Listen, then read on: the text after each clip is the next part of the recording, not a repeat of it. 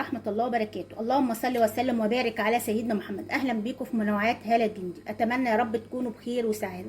النهاردة وصفتنا رائعة جدا في تبييض البشرة، وكمان شدها ونضارتها بطريقة حلوة جدا، بتشيل أي تسبغات في البشرة بطريقة سريعة جدا، وهي زهرة الكركديه. الكركديه ليه فوائد حلوة جدا. أولا بيزيل تسبغات البشرة، كمان بيشدها، بينعم البشرة بطريقة حلوة جدا، بيخلي البشرة صافية ونضرة. كمان واحلى حاجة فيه انه بيزيل الخطوط الرفيعة وبيزيل التجاعيد. ان شاء الله هنبدأ وصفتنا وهنعمل منه كريم حلو جدا جدا جدا، هيعجبكم ان شاء الله. ادي الكركديه. طبعا هتبل الكركديه لغايه ما يتحول للون الاحمر اللي انتوا شايفينه ده، عشان بس وقتكم. وبعد كده هنبتدي بقى نعمل الكريم بتاعنا. دلوقتي هجيب اهي معلقه من النشا، وهقلبها لغايه ما النشا تختفي، وبعد كده هنحطها على النار اهي. بصوا طبعا هوريكم خطوه خطوه واحنا بنعمل كريم رائع جدا جدا. زي ما انا قلت لكم انه فوائده حلوه قوي قوي قوي. كمان بيحمر الخدود كانك بالظبط حاطه مكياج، مش هتحتاجي في رمضان انك تحطي مكياج لان بشرتك هتكون نضره.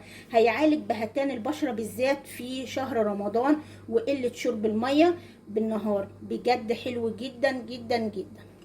اهي خلاص اختفت اهي. دلوقتي بقى هحطه على النار يغيرني اهو.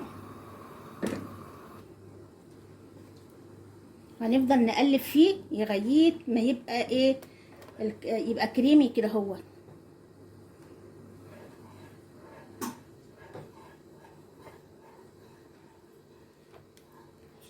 دلوقتي اهو بعد ما طلعناه على النار تقل جامد. هتروحي طبعا هنعمل ايه، هنعمل احلى مكون هيخلي بشرتنا فاتحه وجميله جدا، وهي جل الصبار. خدنا معلقه واحده بس من جل الصبار اهي عشان تفتيح البشره ونضارتها اهي. بصوا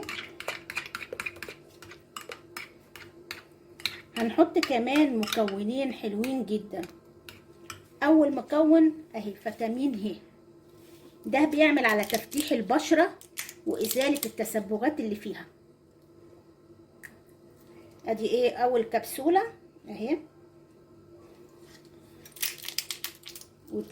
تاني كبسوله اهي. ابص بقت عامله ازاي.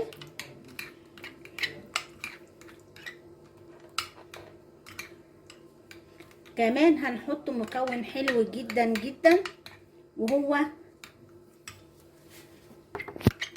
كمان حطيت لون طعام. ده ده هيخلي بشرتك ناضره بطريقه ما تتخيلهاش. بصوا يا دوبك نقطه واحده بس اللي حطيتها اهي، نقطه واحده فقط.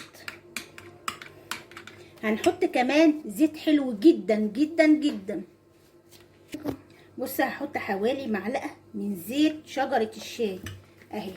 هيعمل اهو زيت شجره الشاي، هيعمل على تفتيح البشره ونضارتها وازاله التجاعيد، وهيفتح البشره بطريقه حلوه جدا. بصوا اهي. بصي على فكره ممكن تحطيه على بشرتك وتحت العين وكمان في شفايفك، هتديها نضاره جامده جدا. طبعا احنا ممكن نجيب علبه فاضيه زي كده وهنحطها فيها، بس دلوقتي هوريكم تستعملوه ازاي.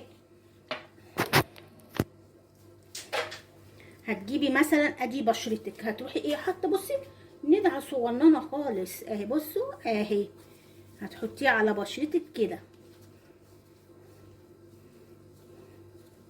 اهي، وهتفضلي تفركي كده. هو هتسيبيه حوالي 5 دقايق فقط هتلاقي بشرتك نضرة وفاتحة بطريقة حلوة جدا. ممكن تستعمليه يوميا، مفهوش اي مشكلة، بل بالعكس هيدي بشرتك نضارة وتفتيح، وهيحفز الكولاجين بطريقة حلوة جدا جدا. ودي اسهل طريقة وكمان اقوى طريقة لتفتيح بشرتك وجمالها ونضارتها. اتمنى يا رب ان الفيديو يكون نال اعجابك، ولو نال اعجابك ما تنسيش الاشتراك في القناة وتفعيل الجرس ولايكات حلوة كتيرة زيكم. ونتقابل ان شاء الله في فيديو جديد وانتم في منتهى الصحة والسعادة. والسلام عليكم ورحمة الله وبركاته.